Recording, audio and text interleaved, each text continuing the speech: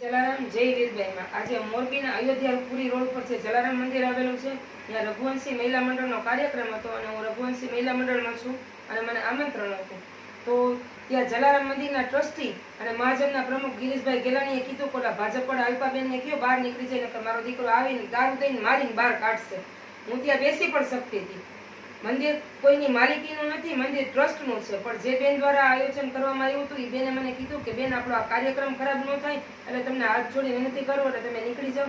અને હું ત્યાંથી નીકળી ગઈ। પોલીસ સ્ટેશને પણ હું જઈ શકતી હતી ફરિયાદ કરવા, પણ રઘુવંશી સમાજના કોઈ દાંત નો કાઢે। આ લોકોને અંદરો અંદર જ ફાટફૂટ છે કે મોટા પાયે એકતા સંમેલન તો કરે છે કે મહાજનના પ્રમુખ જે રઘુવંશી મહાજનના પ્રમુખ જ રઘુવંશીની દીકરીને હેરાન કરે અને આ બેનને ન્યાય માંગવા પોલીસ સ્ટેશન આવવું પડે।